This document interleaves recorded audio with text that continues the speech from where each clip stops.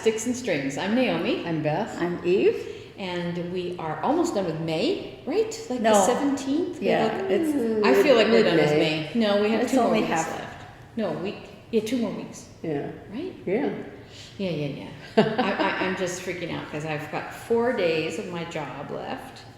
And then I get a week kind of off, before I start my new one. So I feel like May is ending, but I know it's weird. So welcome back. The reason that I had my hands in the air is because well, the dog is wagging his tail and Hank, settle down. we're okay for now.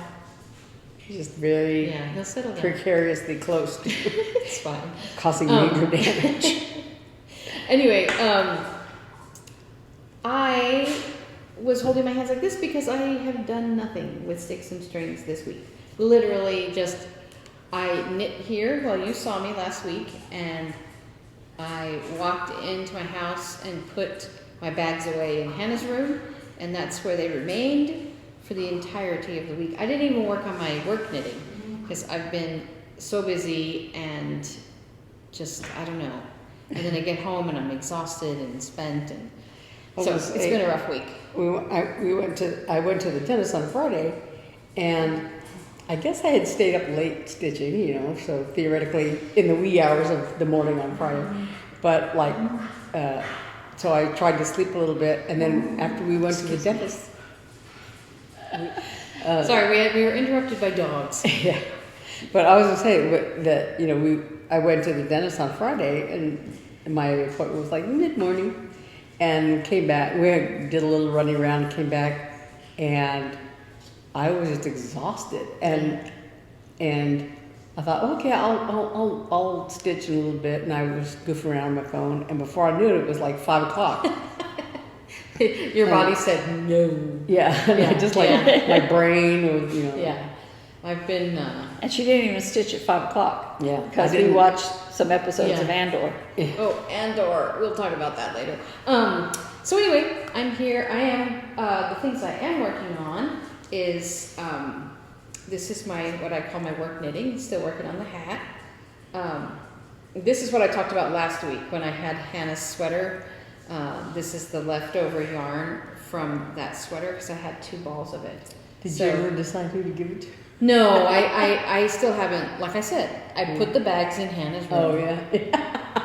Last Saturday, and that was it. So anyway, this I've had an eventful week, just not in the fiber world. So anyway, this is that yarn that I didn't have last week to talk about. So this is the hat. It's called a musselburgh hat.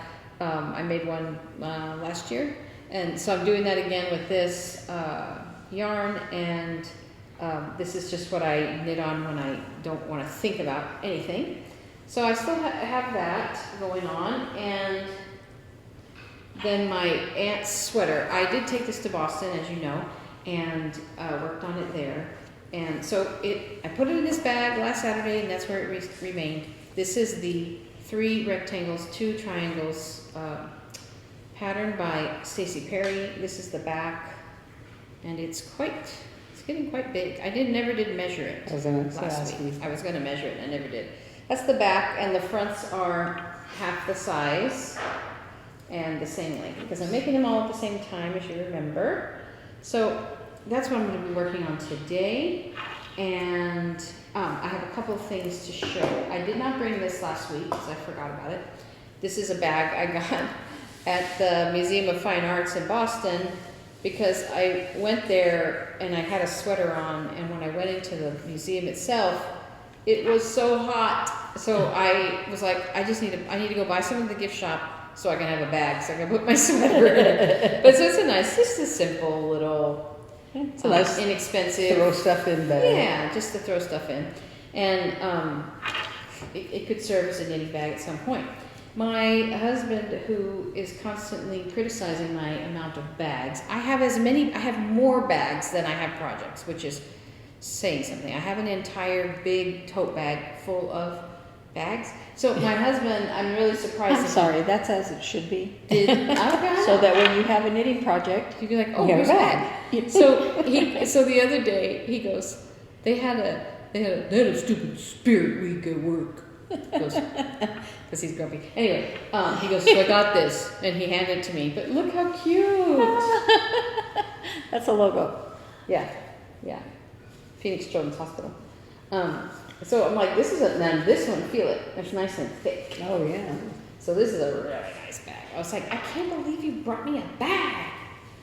It doesn't have any pockets. I didn't even look at it. It doesn't have any pockets or anything, but it's a nice, thick. Just don't put dark colored yarn in Oh, it. it's box. And it's got a little tiny bit of a box bottom on it. Mhm. So it's a little bit roomy. Yeah. So that's really nice. So that's my fun prize from my husband's job. So it's good.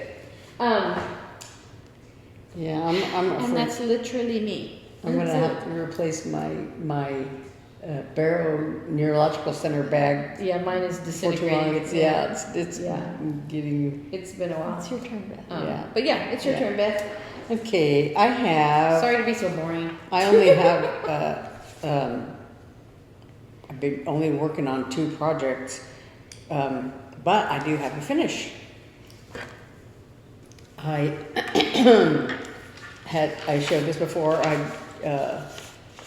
designed this for my dad, and I've been stitching it on very tiny fabric. I never did measure to figure out what the count was, but it's very tiny. And matter of fact, when we were at the attic, was it last week? Week before last? I don't Last know. week. You know, they have on the checkout No, counter. week before last. Yeah, on the checkout counter they have, you know, like little models and stuff that have been stitched, and they're typically on very, very, very tiny count fabric. And so I was looking at them going, is my fabric smaller than that, or is it the same? Because I almost asked them, what count is that? So I could, you know. But this is a very tiny count. And I finished it though. Yay! I forced myself to finish. I hate to put it that way, but I kind of did, because it was very fatiguing to work on this because it's so tiny. Maybe that's why you had to sleep all day. I would have given up a million years ago. Yeah, but It's like, that's so yeah, small. it's very tiny. But I did finish it, and as I look at it, you know, there are a few things that I would do differently if I did it over again. I would do it on bigger, higher count. I mean, bigger fabric, like 28, 32, even 36 count would be better than this microscopic count But that I it's used. cute. It's But yeah, but it came out very nice. And then like also I would, you know, I have like, you know, 2 shades of green, right? A lighter shade and a darker shade. I would probably do it all in this lighter shade of green. Let me see. Just because the I little see. backstitching stuff doesn't show up well on the In sheet. the dark green. If you look at it closely, you know, in the right light, you could see it. But it shows up the black face of the sheep and the ears and stuff, because they're backstitched, show up much better on the lighter green than on the darker green. And also like the little backstitched fish that are on the river might show up better on of course on larger count, and maybe if I had used 2 threads instead of 1 for the fish, just because of the way they're situated. But anyway, I finished it. So I'm probably going to make it into, I don't know, maybe a pillow. I don't know. Maybe I'll finish it with this same fabric that's on the, just, you know, wrap it around and finish it. Yeah. Because I'm never going to stitch on it again. Never again. Yeah. But one thing that I do want to add to this, and I think I'll probably put it on one of these bottom corners by my dad's name, is a little sheep charm that I got at Tempe Yarn and Fiber some time ago. And so I might put it, I'm thinking I'll put it down here. But, you know, so that's a thought for another day. But anyway, so that's finished. And that was one of my WIP-GO calls for for this month. So Month of May. So before Yeah. you continue, I'm just warning you guys, the sweating on the sodas is real. I lifted mine up to take a drink and I have water on my, Oh, it Yeah. dripped on your so, thing. fortunately it's just sweat, but yeah, be careful. So she takes a drink just to be sure. So my other WIP-GO call for this month was the raccoon, one of the Year in the Woods series from Cottage Garden Samplings. And so I worked on it a little bit. I think I just started Thursday, maybe. Started on it. And so I did a little bit more. I did more of the face. I did the around the eyes here, but not I think it's white on the, lighter gray and white on the face. So haven't gotten to that yet, but I did do this sort of medium grayish color, and it's a little hard to see. I was looking, like kind of going around it where the eyes, the darker threads around the eyes are. And I was like, where's that thread? I can't find that thread. I can't see it. When you look at it in person, I guess it's easier to see, but like even up close, that's kind of, because it's this gray color against this light green kind of disappears into itself. But I'm getting closer. I'm working on the face. So when you get the rest of it done, it'll pop. Oh yeah, it'll be fine because it'll be surrounded by all the other colors and everything. So, but yeah, so I think I have like maybe 4 days or something left to work on this, and I still have my 2 new starts. But yeah, so that's the raccoon, and then I mentioned that we went to Walmart the other day. Sorry, I'm stealing your scissors.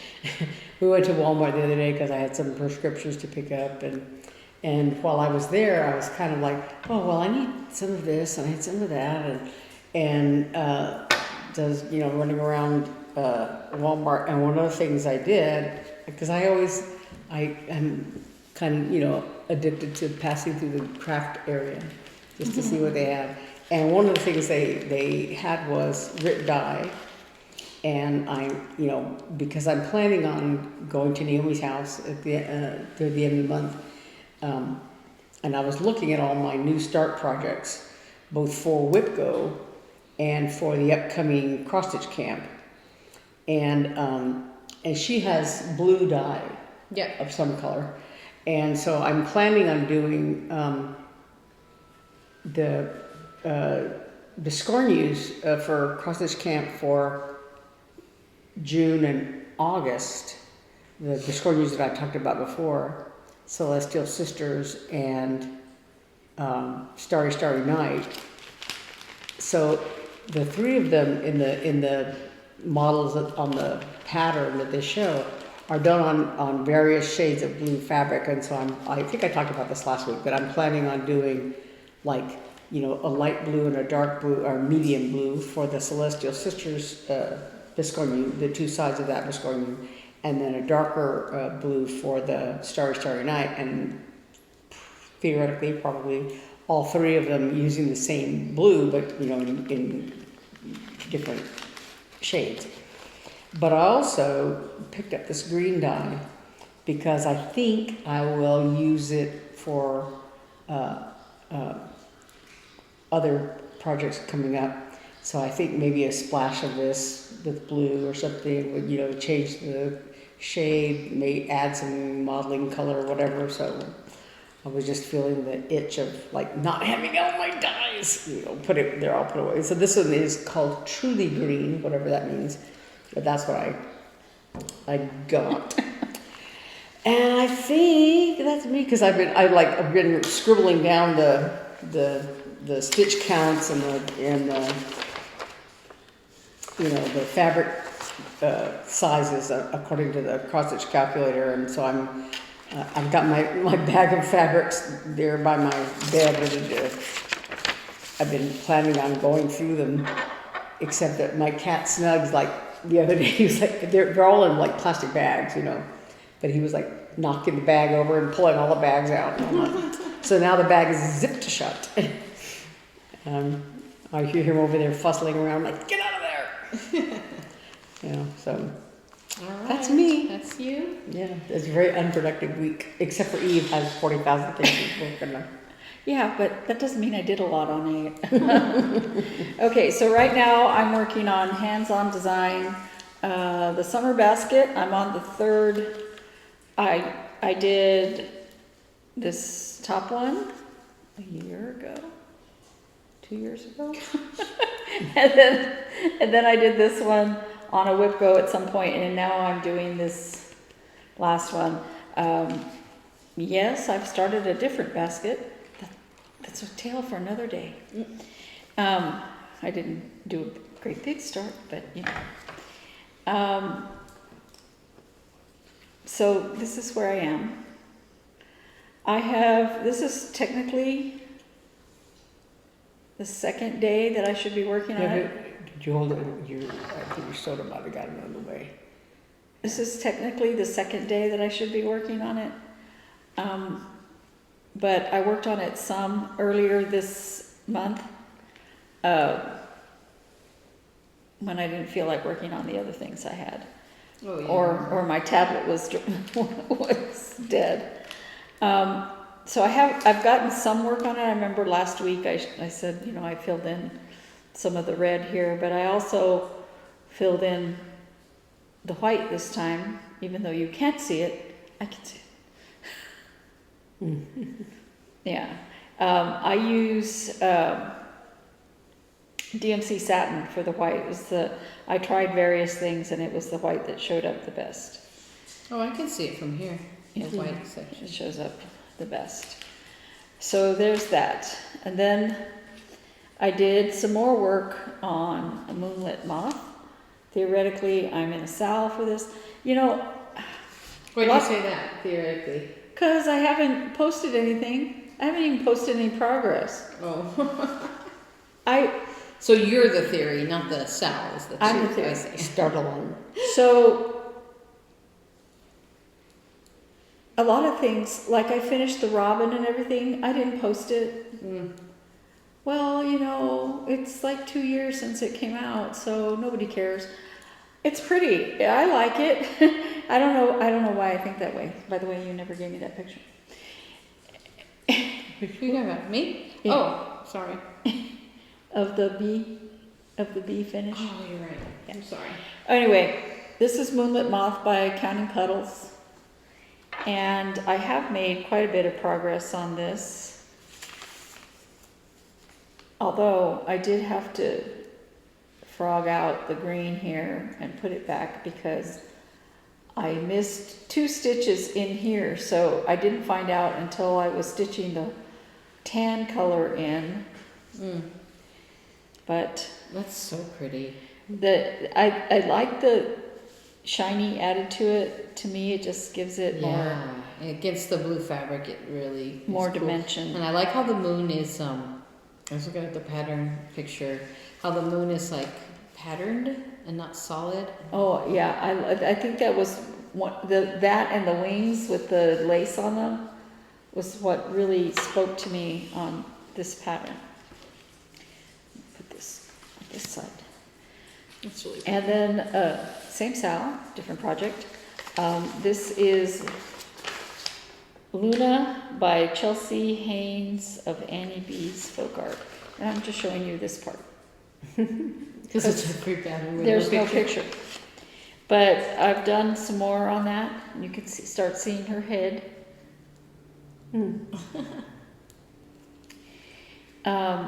It's a Luna moth or something? I guess so, yeah. And I tried seeing if these colors, if I should do just the shiny by itself on the wings. I'm not going to put the shiny anywhere else. But I thought on the wing, moth's wings don't shimmer the way butterflies' wings do. But they still do.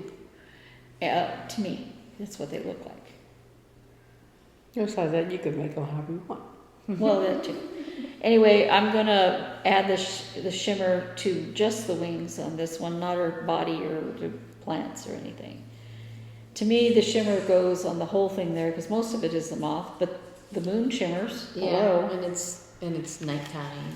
Yeah, well, this is nighttime too, but I put it on a different cloth. And this is what I should have been working on all this beginning part of the month, but of course I'm working on everything else. This is The Chronicles of Narnia by Stitch and Book Club, which is actually Sapphire Mountain Handcrafts. Oh, wow. Every time I work on this, I do this.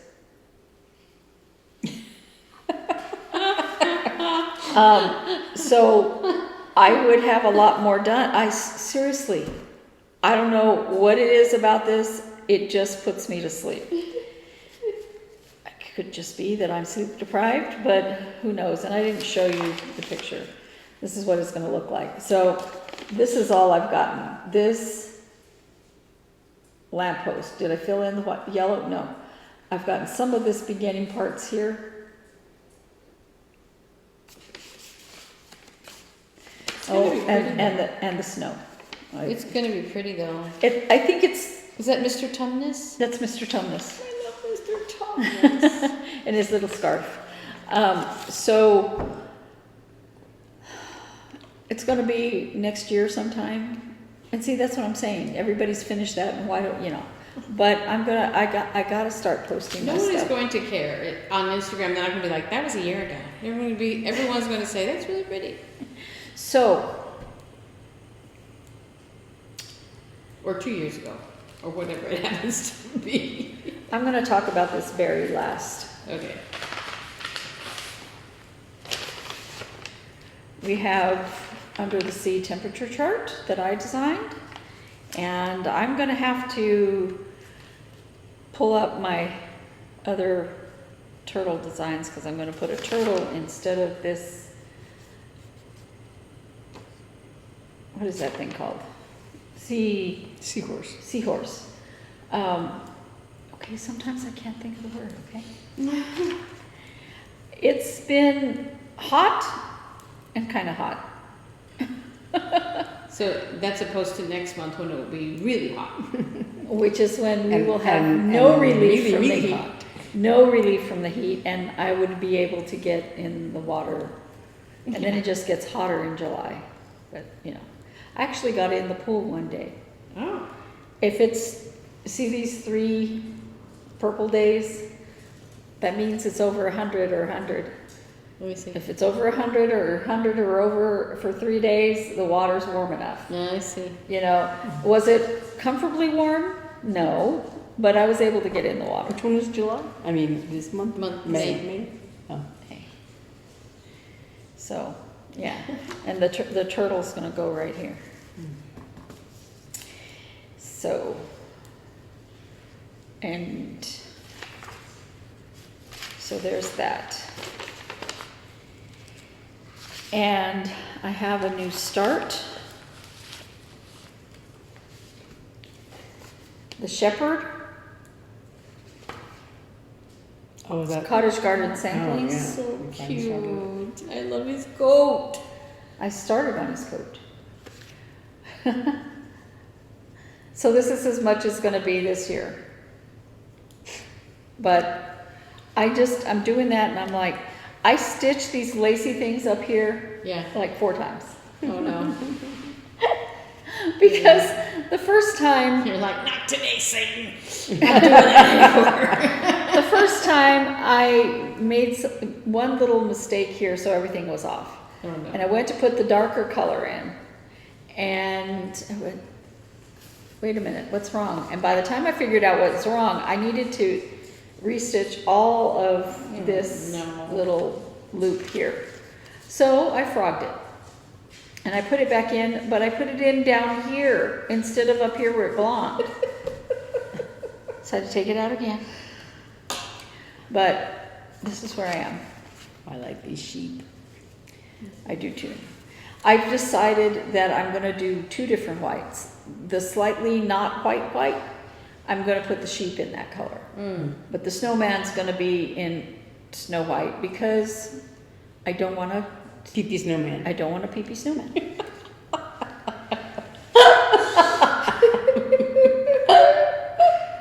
No, this has like a white and then a gray or something, right? Yeah. Yeah, I see. yeah. Yeah, that's the thing about So cottage garden cute. samples is that, like I said, all these animals, you know, I have these patterns, you know. Yeah, that's the only change I'm gonna make is that I'm gonna make the snowman white, and the sheep, they can be off-white because they're dirty. Well, really they roll cute. around the dirt. Yeah. Somebody scares them, they fall over. You always see Well, them. that's goats. You always see. No, goats. sheeps do too. You always see them on the news where some They get sheep, twigs shut in their Yeah, they find some sheep that's been wandering around the mountain by itself and Hasn't can been- barely move because it's covered because it it's hasn't been wool. sheared. Yeah. So my last 3 projects have stories attached to them, and that's why I've. So I'm going to start with this because it includes haul. Okay. So Jingleberry, I've spoken about it before. Got the threads. It was last week. We went on Friday. Yeah. My fabric came in, and ain't that beautiful? I don't know if you can tell, but you probably will from the photograph. It is sparkly, but it's 28 count because it's the larger berry that in this picture, the larger berry that is upside down, and I wanted to do the upside down one. Oh, and when I got this in, they sent me some of their threads. They just randomly sent you thread? Yeah. Sample to get you to Let me see it. purchase the threads. Woo! I thought it fell on the floor. To get you to purchase the threads. And that is Tom and Lily Creations. They're in France. I have another order from them, which the tracking says it's still in, that it's been shipped, but it's in pre-transit. So maybe it's stuck in customs or something. I don't know. Doesn't matter. If it's longer than what they say, I'll contact them and say, where the heck is my package? But I'll give it until the 21st is when they say it might come in by. But the story on that folds into this berry, which is hands-on design. Did I tell you the first one was hands-on design? Maybe not. And there's a hare in my garden, and we know that I just started it to. Is the upside down berry hands-on design? No. No, it's Erica That's Michaels. Erica Michaels. I didn't say that one either, did I? So we all know I started this too low, and so it's not going to have the same point the same way. That's okay. I'm okay with that. All right. Oh wow, you've done so much on it. Yeah, I did do a lot of work on this. I enjoy working on this right now because I'm having trouble seeing. I'm working on my father. This is the thread. It really is thick. It's working on canvas with rope. Yeah. Okay. Like a sailor. Yeah, it does feel like that. I could go sew sails. It's the same. So I needed to, before I start, now I have until July, right? But before I start the Erica Michaels berry, it comes with a template. And I use that when I've done all my berries. I get my template and I have that for cutting out my fabric. You cut it out, sewing margin away from the edge of the template. Everything's good, everything fits. But I was so anxious to start this that I didn't go and print out the template. And the template is, I did that the other day, and the template is, I had to tape it together, this big. Now, That's for the big berry? yeah.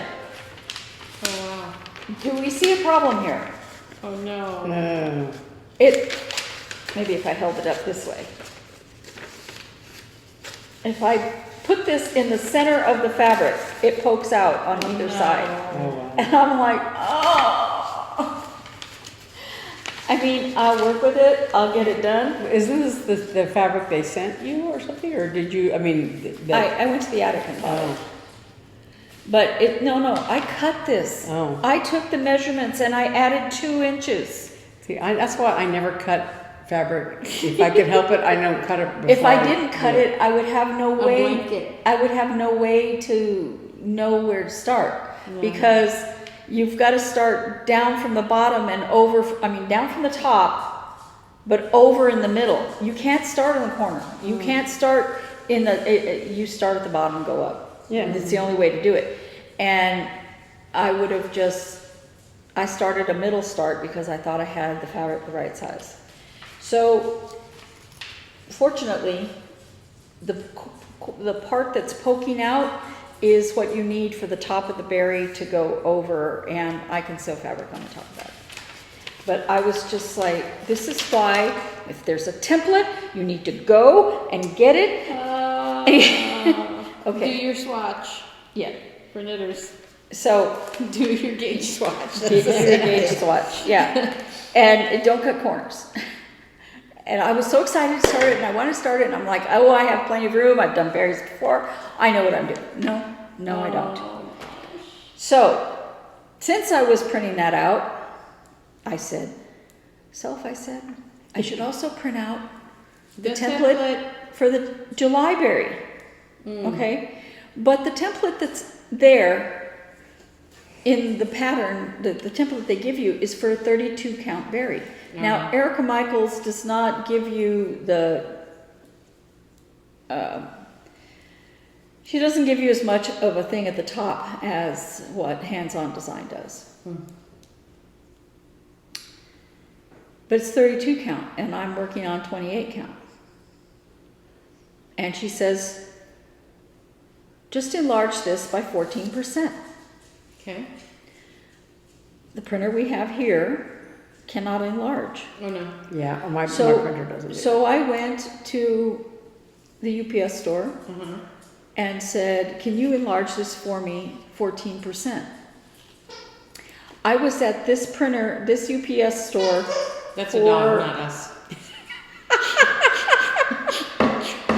I was at this UPS store for That's a dog squeaker toy. That's not the dog, sorry. about half an hour.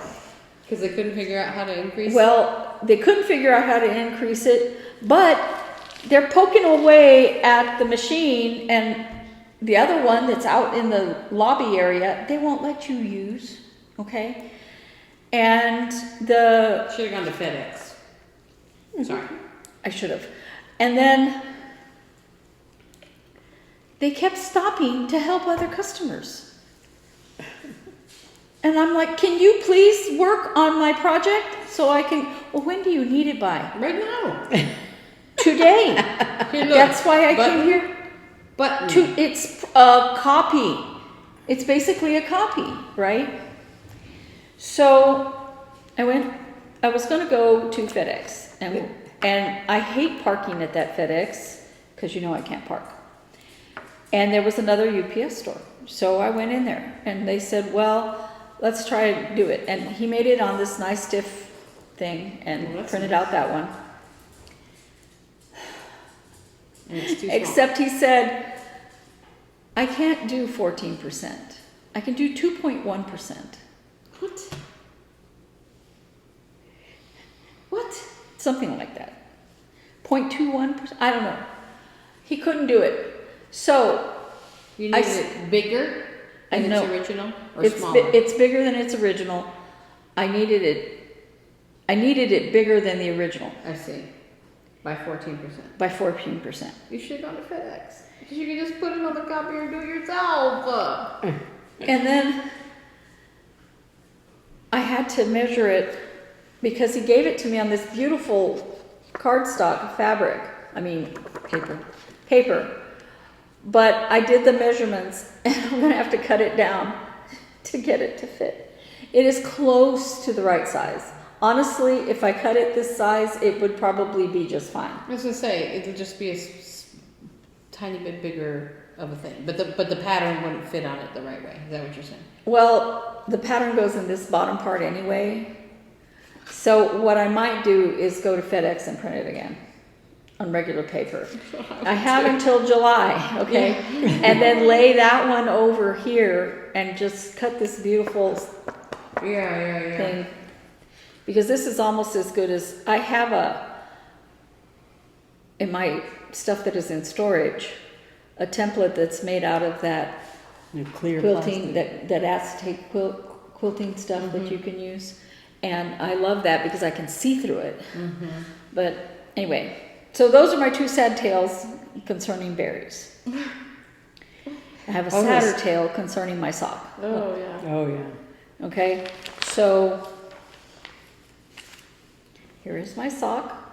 It looks almost done, right? It is almost done. I have the ball of yarn in here. But when I put it on my foot, and I can put it on my foot, it is too tight toward the top of my foot. And how she does this is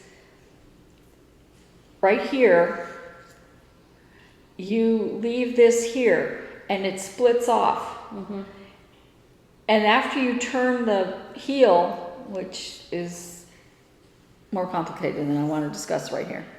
After you turn the heel, you come down and make it one unit. And then I go in rounds again to go up. It fits, but it is snug, okay? And I knew that this is supposed to be 2 inches, and that just barely gets it like above your ankle bone is where it's supposed to, and then you have the cuff part, right? But if I have to decrease it before I do the ribbing, it will not fit on my foot. Yeah. So I'm going to have to take out all of that top part and increase it differently, because you're supposed to increase it as you go down to join. And I'm using a different count of stitches because I enlarged, because my stitches were so small, I enlarged it to the gauge. So the sock part fits on my foot fine, but up where the heel, where it's turning, is where the issue is. And that is on me, because math is not my strong suit, and I did not want to figure it out, and I thought I figured it out, and obviously I did not. And I tried it on a couple times, and I was like, well, maybe when it's bigger, it'll work itself out. And then I'm almost to where I need to do that ribbing. Now I'm like, if I do a decrease, I'll never get this thing on my foot. Well, I was telling her when I got here, I was like, fortunately, crochet is easy to undo. Oh, yeah, I'm not afraid of undoing it. I'm just like, all that work. Yeah. All of that work. So it's disheartening, but not a tragedy. No. It's just like, you were done. yeah, because there's a corner here, and it's right from this front part right here, where my fat foot, because my foot, and she has another version of this sock for chubby feet, and that was one of the things that lady was mad about. She goes, "That's so rude, chubby feet." It's real. I'm sorry, that part of my foot is kind of chubby. That's why shoes come in different sizes and different widths. Right. I encourage you to do this, Eve, when you pull it back to wherever you're going to pull it back to. Make sure you write down everything you do, So I can do the other so side. you can do the other That's side. what I did when I did the increase to get to the gauge that she had. So, is this sock perfect? And she says in the video, and of course, just like the berries, I said, I don't need to do that. I already got the gauge. I don't need to do that. Famous She last says, words. make this in waste yarn so that you know what's going to happen and you can adjust it accordingly. Maybe I should make it in waste yarn and then undo it. You could. I could do that because I just need to make one sock. Right. You know, and it doesn't have to even be this sock weight. It just needs to be if it were my me, size. I would take it back to a space and make sure I'm keeping track of where I am, and then and go ahead and experiment. You can't break that yarn, so you can use it and what I'm reuse gonna it. do is take it back to where right after the turn when I'm doing this increase to get back down to this part. So I know exactly, it's easy to take it back because it comes apart. Right. I'm not going to undo the heel. The heel's fine. You know. Yeah. So. Well, that's a bummer. Yeah. But I might just make it in waste yarn, just to. Make sure you have it right. Yeah. You know what you can do, Eve? What? This is what I would do. Here, hand me your sock. If you want to do it in waste yarn, just start it here. You know, don't make this whole foot. You know, Start right before just the start heel. like right in here somewhere, and an open tube if you can. You know, I don't know if that would work, like joining and stuff, but then you can have a short tube and do the heel and do this part to here. And then it would be like just a little sleeve you can fit over and see. That way you don't have to make the whole toe and all that again. Just make like a sample, like a small swatch about that big. And you know, this is what's nice. And you know, fortunately, between the three of us, we have a lot of experience in different things. Now, Beth does mostly cross stitch, but she can help me with stuff on that. But Naomi and I both knit and crochet, and if I didn't know how to help myself, she says, if you're having a problem, contact me. Okay? Did I? I did not. And I think that's what bothered me about the criticism is that they say, everything says she's very responsive. If I had emailed her or texted her, she would have responded to me. Right. Oh, instead of 14, make it this. Right. You know, because it was supposed to be 14 and I made it 18 and apparently it needed to be more than that. So, yeah. So, that is my sad tale of woe. I'll say, you know, we made a dog jail over there to put, so the dog couldn't. The big dog who might knock down the tablet. Yeah, he was looking very sadly through because the little dog can squeeze through there, and so the big dog was like, He could push it if he really had a mind to, but yeah. We just put 2 chairs up. Before we do our question of the week, I have a tale of dogs. No. Okay. Rogue was the dog in this house, and she is being the dominant dog. Even though she's like a fourth of the size of the. She can walk under the other dog. But she's in charge. So they had been outside, and I was in a hurry because I was gonna be on a video call with my doctor, and I was waiting for the ring for them to call, and I thought, I could just put them outside while I'm on the call. It wasn't going to be that long of a call. No, they wanted in right away. So she comes in. She will not let him in. I've got my phone in my hand because I am wanting to punch and then say, give me a second, you know. And I went to pull her back by her collar so that she could let the other dog in. Do the doggy dog? No, through the back door. Oh. And no, she wouldn't let him in the dog door either. Anyway, I pulled my fingernail back to here. I just broke half of it off, and so I've been wearing what that was on your a finger. Band-Aid on my finger. Oh, that's so awful. And so The dog drama is real.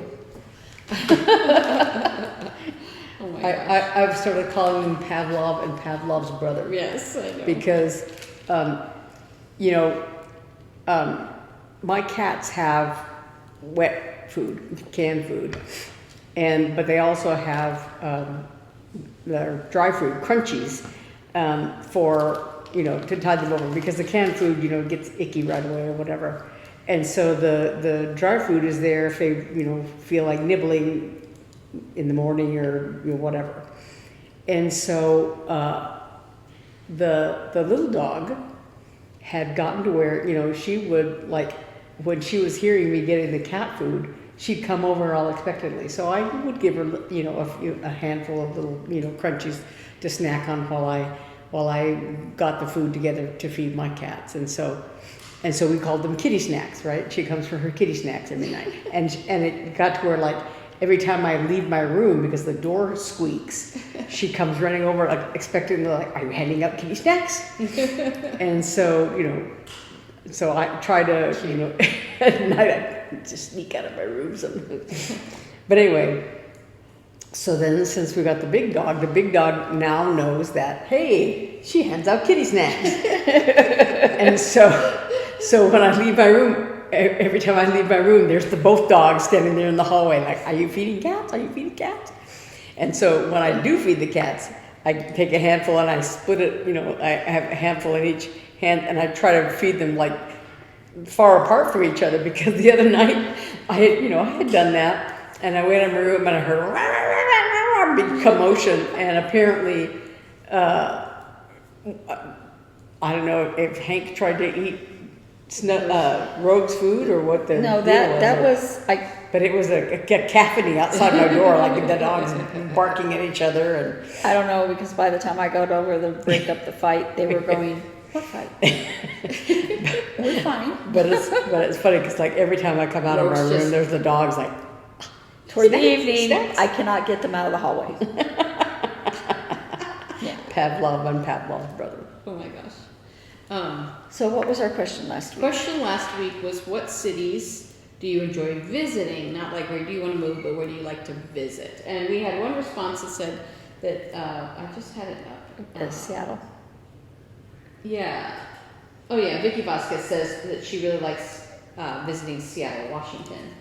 And then she asked me, and I didn't answer on the comments, I'm sorry, but she asked, were you traveling Southwest and was A31 your boarding position? And I forgot to mention that I thought my gate was A31 because apparently I was incredibly sleep deprived, but it was actually my boarding position, and my gate was C3, so that's how that all thing happened. So yes, Vicky, you guessed correctly. A31 was my boarding position.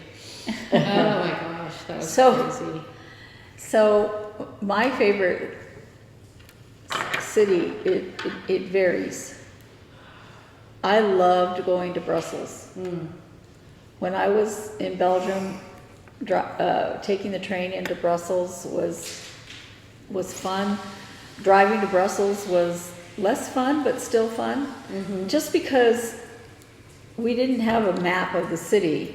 So we navigated by the Mercedes building because it was the tallest building and had a Mercedes symbol on top.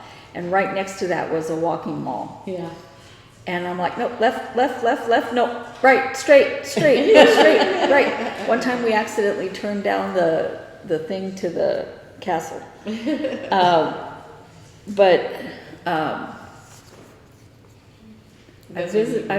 lived in a lot of cities and I've visited a lot of cities. I like southern Florida quite a bit, but I don't know that it's on my favorite one city. Yeah. It's a favorite area. Yeah.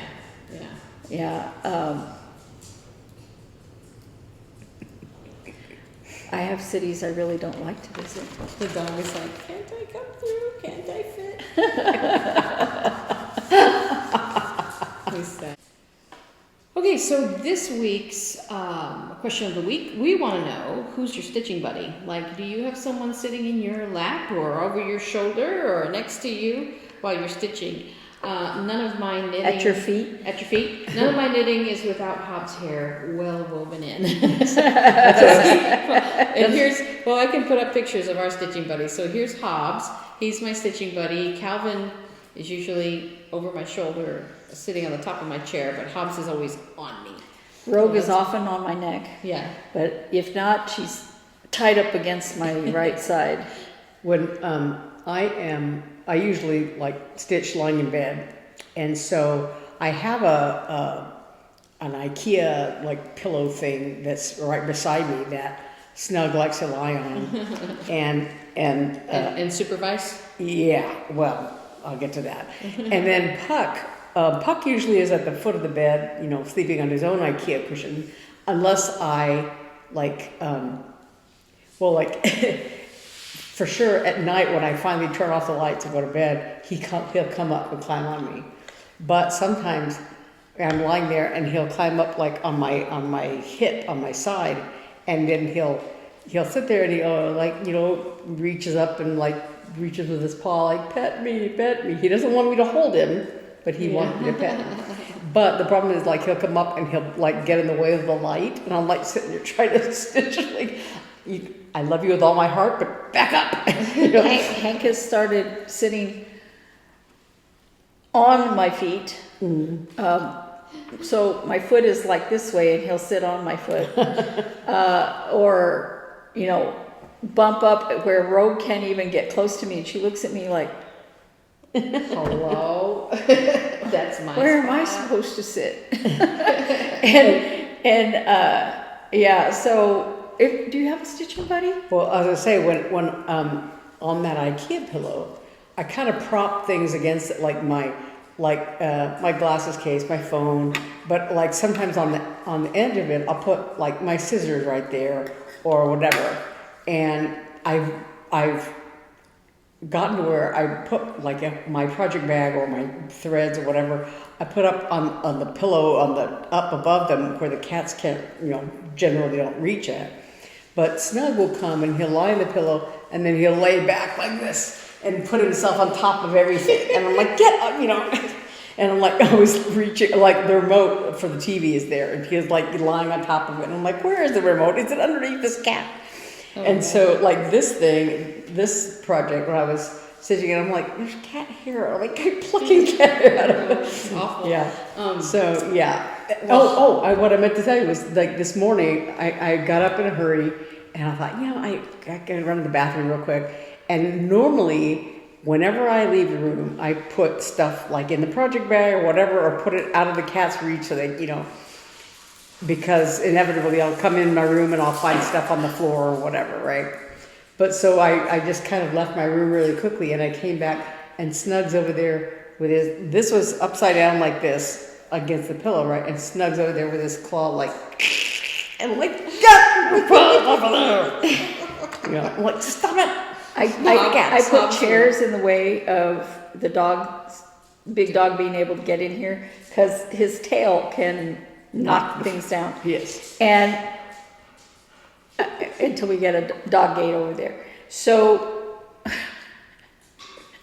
they come charging over here, and my dog, the little dog, goes racing in between the things on the bottom of the things, and then turns around and goes, nanny, nanny, boo. Yeah. And Hank's over there sticking his nose through I can't get it. He doesn't understand that he could easily push the chair. Yeah. Well, thank you. He doesn't understand. Yeah, no, I'm just saying, not yet. So, I won't last long, but what was I going to say? Hobbs so I have a recliner where I sit a lot of times to knit, and I'll put my feet up and he immediately jumps and he gets in between my legs. So of course I put my knitting bag right on top of him. Sometimes he looks I'm like, well, I'm sitting here. But then he'll come and then he has to, it's so funny. He can't just turn around and walk up. He has to jump down, walk around the side of the chair and jump on the arm to get up here in my lap. So then he'll come, but every once in a while when he'll sneak and he'll, or the ball of yarn, he'll go like this. There you go.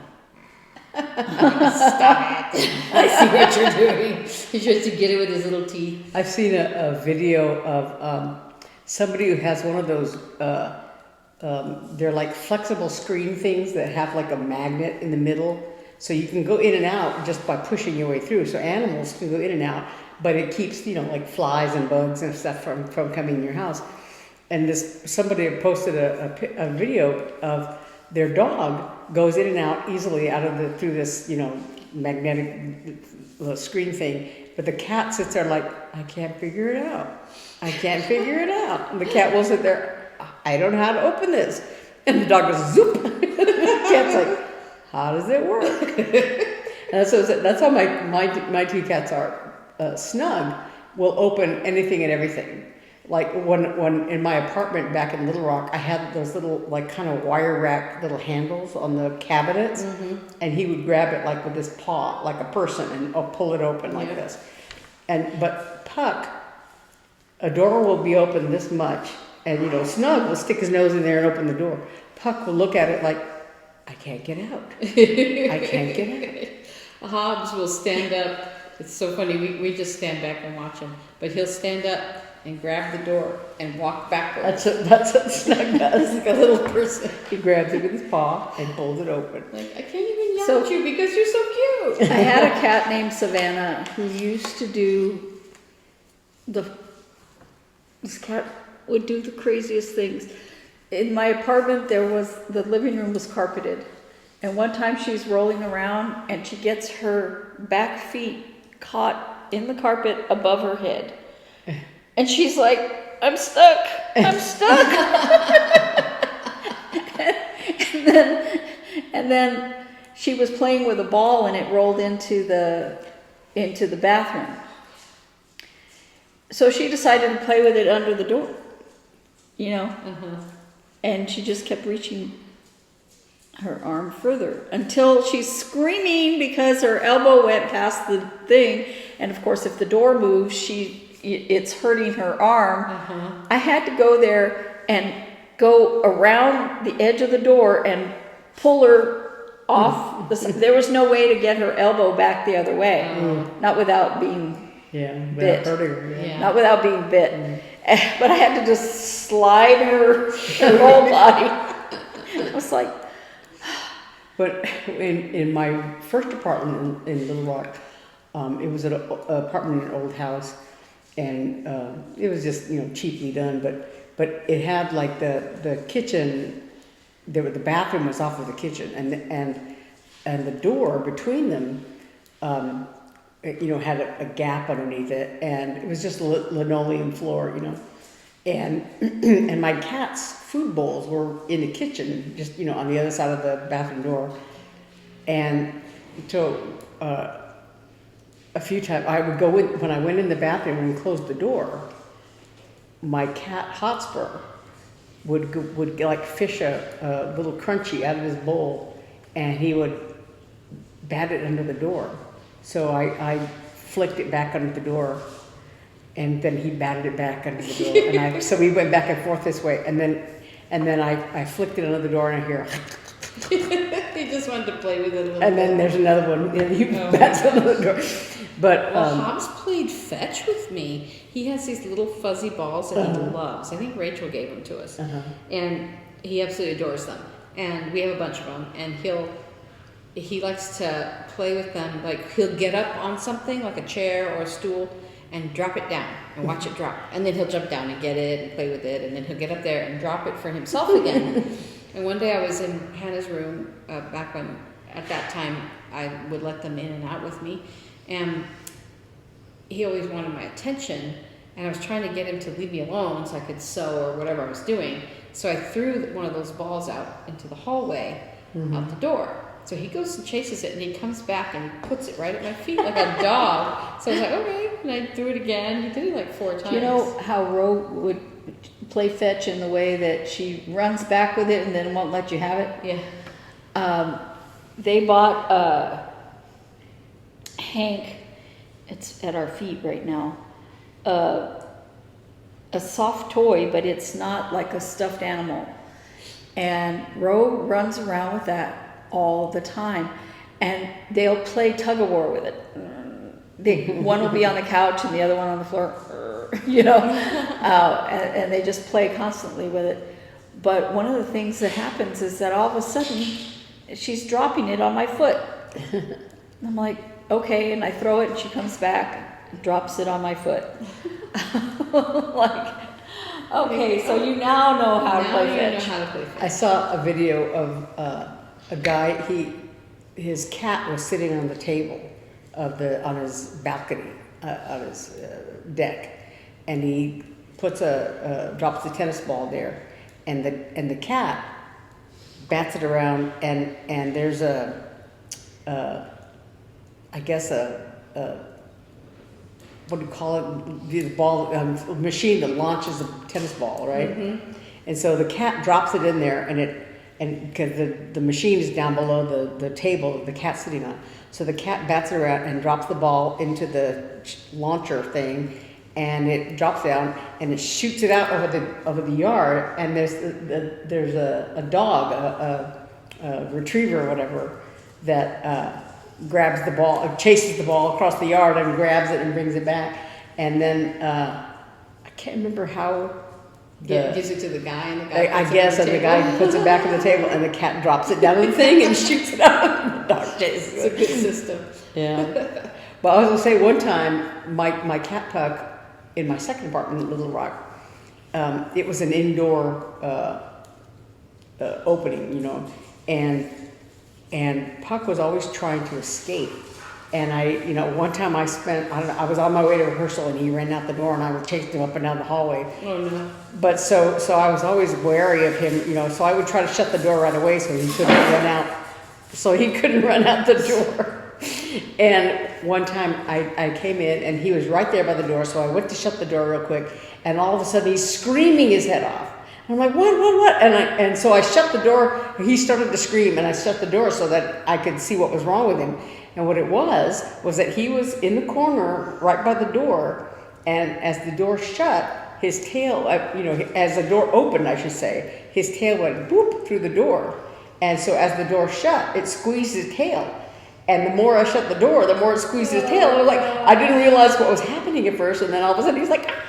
And he was just screaming. And so then I saw it, and I opened the door to look at him, and went, and then he wouldn't let me back at you like, you mean woman. Yes, he wouldn't let me cover him at all. I'm like, I'm sorry. Well, I wanted to check his tail too to make sure it wasn't broken or anything, but he was like, no, don't touch me. When Hops was a tiny baby, he was goofing around in the kitchen, and we have a pantry door that shuts.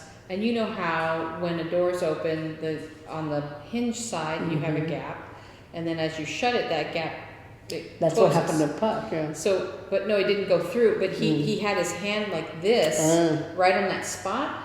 And as I shut the door, it just pinched his little pad. He's like, ah! And then you could see a little bruise on his little paw.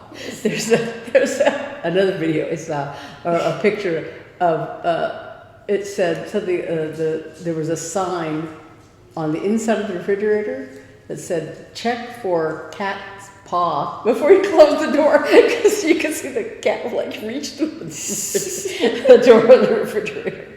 Oh my gosh, yeah. And I have one Our picture. lives would be so boring without her. I know. I have one picture I took of Puck. Or easy. Yeah. And clean.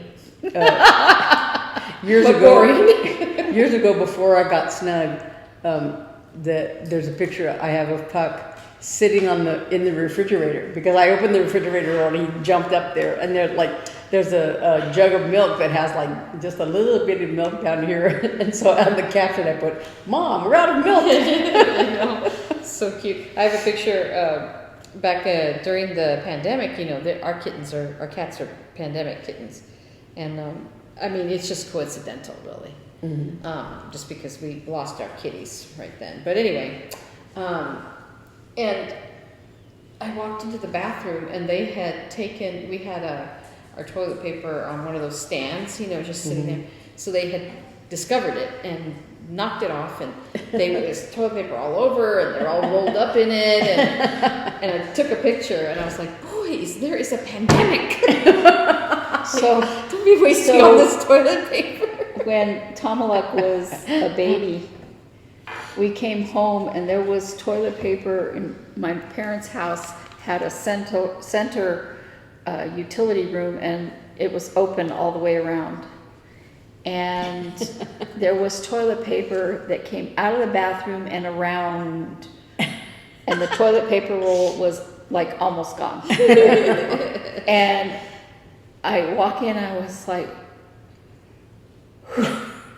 who did this? And Joy peeks out of the bathroom. No dog. And then Tamala peeks out of the bathroom. Like, Of course we did it. Who else would have done it? I pulled it off the roll, and the dog ran around with it. Yeah. Well, that's what then. That's much better than finding yarn from a bedroom down the hall all the way through the living room, through the dining room, into your bedroom, and finding the ball of yarn in a giant like this. It doesn't matter how much I need the bathroom. I will not get up without zipping up the project bags and putting them all up out of the reach. I know. So Because I don't know what this new dog is going to do. Yeah. He picks up slippers and runs around with them. yeah. I was Like saying, it's, I can't leave. One time I think I went to the bathroom or I left for work. I don't know what. And I called Mark and I'm like, Mark, I left my knitting bag. I just remembered. I left it on the table. Can you please go get it and make sure? Because that cat, oh, he's horrible. that's what years ago I stopped putting my toilet paper on the toilet paper roll because cats would do this. You just have to put it the other way around. Yeah. There was a store that sold, pet items, cat items, and they had there was a little plastic sleeve that you could buy for your toilet paper. They had a little slit that you could put the toilet paper so the cats couldn't, they would go like this and on the plastic would roll and couldn't unroll the toilet. My cats could unroll the toilet paper. They just grabbed the little end that stuck out. And But but the problem is, that's what Eve said. If you do it upside down, which I think is upside down toilet paper, right? So that in my opinion, the correct way to put toilet paper on. Now you guys can argue with me, but is to have the paper On over, top, on right. top. Okay. Mm-hmm. So nobody likes it upside down. Mm-hmm. But if you do it upside down, a cat cannot unroll it. Yes, they can, because all it takes is the end hanging out, and they just pull it from the end. It's less likely. So, like I said, in my what apartment, happens- I started keeping the toilet paper in a basket behind my back. What winds up happening if they can't unroll it is that it gets little claw marks and bite marks. But they just reminded me. One day, I had put the toilet paper on upside down when we were still living at home, and you got mad at me. And you're like, "You put the toilet paper on upside down." And our dad was sitting at the computer in the living room in the den. And I walked out. I'm like, "Dad, Beth is mad at me because I put the toilet paper on upside down." I wasn't like upset, but I just said that to him. And he was working on the computer. He goes, "Oh my gosh, I can't believe how awful you are." Something like that. Like, totally deadpan on purpose. It was so cute. I still remember that. I was going to say that we were talking about cat things. One of my favorite stories is my aunt told about a cat of theirs that one time she had made a duck, and on a Sunday, and they had to go to church on Sunday evening. My uncle was the pastor of the church, and so I guess it hadn't not been ready for them to eat before they had to leave. So it was just wrapped in foil, and she left it in the center of the table wrapped in foil so that they could eat it when they came back. They came home, and she said the foil looked like it had been peeled back by human hands, and all that was left of the duck was a carcass, just the bones, and the cat was over there looking sick, sitting, because she ate the whole thing, gosh. the entire duck. Oh my gosh. Yeah. Kitties. What are you going to do with them? What are you going to do? They're so funny. If you tease them with a duck, what do you expect? That's why Look, a duck, just you served it to me. What do you want? You must have meant me to have it. You laughed. So when Rob was swimming, teenage boys on any given day, they're starving, right?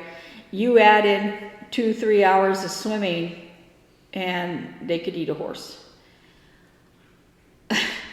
We were working together in the hospitality room during a swim meet, and she was saying that her son, which is the same age as my son, that she had made a roast for the family because her parents were coming into town, and she left for the airport. She took it out to cool. They didn't live very far from the airport. She took it out to cool and tented it with some foil while she went to the airport to pick up her parents. And she came back, no roast. And she said, "Where's the roast?" And he said,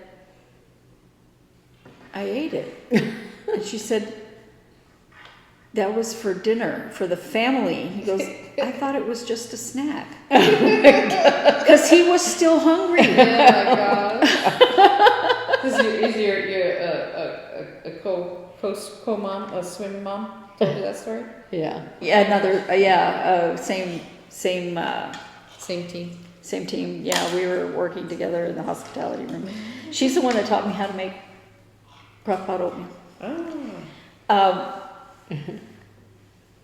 So when Naomi said, your life would be much neater and cleaner without pets, I'm like, yeah, that's true for children too. And cheaper, don't forget that. Yeah. Yeah, my kiddos just finished up a week-long gig in Montana, of all places. My violinist daughter she got called, I don't know if I told you this last week, but while I was in Boston, she got called or emailed about this opportunity that was the very next Sunday. She flew out on Mother's Day and flew to Montana.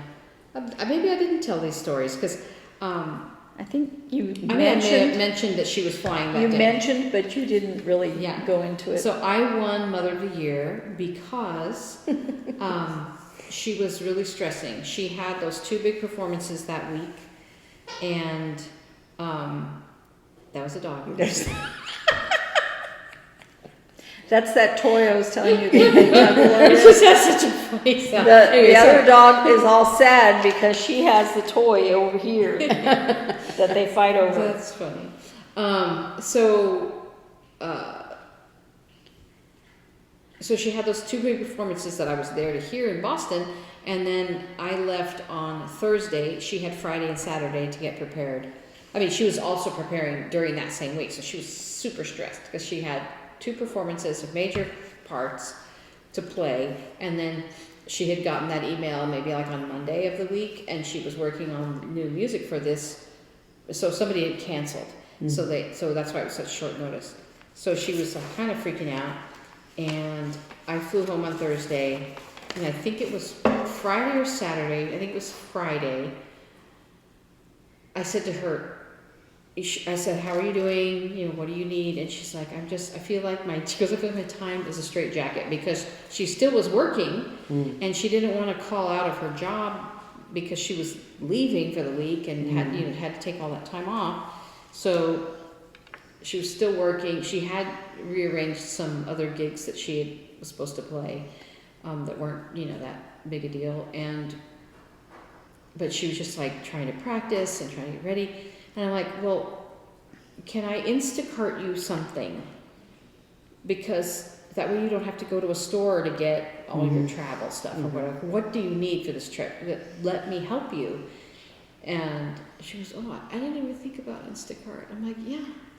So I said, just give me a list. So she sent me a list, and I arranged for from Target for them to deliver it on Saturday. And she was like, thank you, Mom. Because it came and, it was everything she needed. And I'm like, what about snacks? You have to have trip snacks. You're going to be in the middle of so this place is like this art, it's a ranch in Montana in the middle of nowhere. And there's like art installations and stuff. I'm like, you're not going to have a convenience store.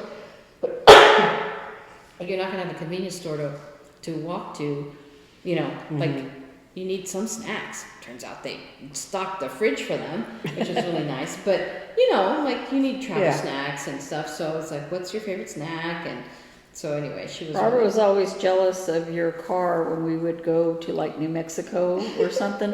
They had so many snacks. We believe in trip snacks. Yeah, and it saves money at the gas stations. Yeah, it does. We would have snacks, but not the layout they had. Because you got to have something crunchy that's salty. You got to have something sweet. You got to have a cookie. You got to have a granola bar. You got to have drinks. You know, and then you still get snacks at the gas station. And sometimes those trip snacks can last your whole trip. So then you have trip snacks at your destination. And then sometimes they even last for the way home. So. Well, you know, when we drove from Cocoa to Fort Lauderdale to catch a cruise, I packed the car with all kinds of sodas and all that. So I was like, I am not buying a single thing at that hotel that we have to spend the night in before we go. Yeah. I had to pay for the hotel. I am paying for anything else. Yeah. No, I was just saying my arms hurt. So yesterday, so we have a concert this weekend at the Symphony, and it's my last big weekend, and I'm working all 3 shows. And yesterday afternoon, that wasn't a bad word that I said. It just got bleeped out. So anyway, on Friday afternoons when we go to set up the hall, one of the things we take, if there's any inserts of the program, we have to take them to the usher room. So we put it up there, we tell them we want, and we put the insert up on the board, and we say you can either choose to have it in every program or every other. We set it all up, and the programs are there, and the ushers come in the afternoon, and they stuff the programs for us. Wow. Beautiful, really nice. However, when I showed up, it was like 1 o'clock on Friday, and I go into the usher room, and there's no program books. So they're delivered from a printer, and it's like, you know, I don't know how many thousand, 3,000 something, you know, like, I can't remember how many boxes. There was 120, 125 in each box. They're super heavy. But anyway, they were not there. Yeah. They're always there in the center. So the printer has a delivery person that brings them in, and they go back there and they put them in. And the security guard knows all about it, and usually the delivery people know where to put it. Well, I walk in to put the inserts in there, and there's no program books. So we called the printer, but there was no answer. So I walked back around to the security guard, and he goes, no, they delivered them. They didn't put them in the usher room. So he walks all the way, so it's like a big U under the Symphony Hall. It's like kind of scary, this hallway. Anyway, so we go back around, and we found them in the green room, which is the wrong place. And they were still, I guess I'm kind of glad, but they were still on this giant hand truck that the guy got. If they hadn't been on the hand truck, they would have taken you forever to move them. It still did, because the hand truck fit out of the door of the green room into the hallway, but would not fit through the door of the usher room. Where it needed to be. So my colleague and I and the security guard formed a fire brigade, but my arms are killing me because they were so heavy. Paper is heavy. Yeah, so we had to put them all in there. We're like, oh, my last weekend, are you serious? So it'll happen again after you leave. Well, maybe, but they're usually really good. It's just, you know, it's whatever delivery company they hire, and it's a new guy, he doesn't know the routine or whatever, and the security guard didn't think to tell him, you know, that he figured they knew where they were supposed to be. But anyway, so that was a fun little adventure yesterday. But and we had a good concert last night. Somebody collapsed. We had to call the paramedics, but they were okay. So, and then again tonight's our end of season party, which is fun. I'm glad I get to attend that. And then tomorrow I work again, long weekend. But I'm almost done. I have 4 more days in the office at this job, and then I'm moving to another arts organization in the city, and I'm nervous and excited, but I'm getting a week off in between. So I'm like, Just gonna That's nice. You can sleep decompress in. and Well, reset. What I have to do is really bone up on the new system that I'm using up Right. there. I gotta really do a lot of learning, so I'm not gonna completely veg out, but maybe So I'll get more knitting done. So on the first Wednesday, I was pushing a cart that in order to go straight, I had to keep shoving it this way, and it got really full. At the grocery store? At the grocery store. Yeah. And so it made my right shoulder hurt. It's a thing with me, you know, periodically I need to get an injection in my right shoulder. So I made a doctor's appointment for them to send a referral for the guy to give me an injection in my shoulder. And it still hurts, right? Just reaching for the soda, was painful. So I told her the name of the doctor. They called me back yesterday. We're trying to send this referral out, and what is the name of the doctor that you need me to send it to? He's with such and such, and his name is, and it's not a horribly difficult if I can say it, it's not that bad, right? And then today she calls again. She goes, I'm still trying to find the doctor that you want us to send this to. How do you spell his name? I started T-E-F, and then I finished it. She goes, T-E-L? F, T-E-F. As in F Frank? does not sound like L. They sound completely different. You know, there are certain letters that as a matter of course, I don't bother saying the letter. I just say the sound, right? But F? F and S. I not said- F and L. Well, when I was a kid, there was a kid in my elementary school class named Jeff, and my name is Beth. And so whenever the teacher said either Jeff or Beth, both of us would go, what? What? When I was in elementary school, there was a young man behind me whose name was Steve. Nobody in my class would sound like anything like Naomi, so. And people still couldn't say your name. No, they still can't. Yeah.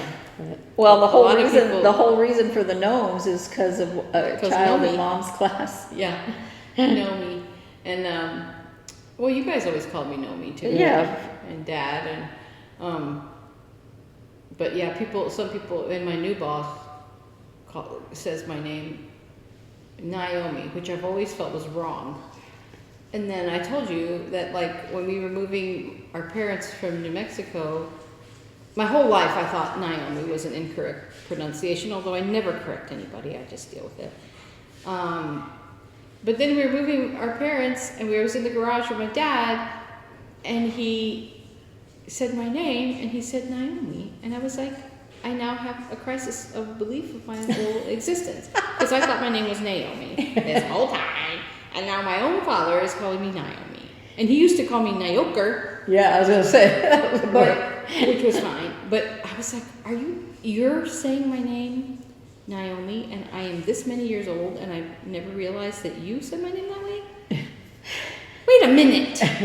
Yeah, so my new boss calls me Naomi, and I'm like, I will take the job if you say my name correct. No, I didn't say that. Well, so I've always gone by Beth.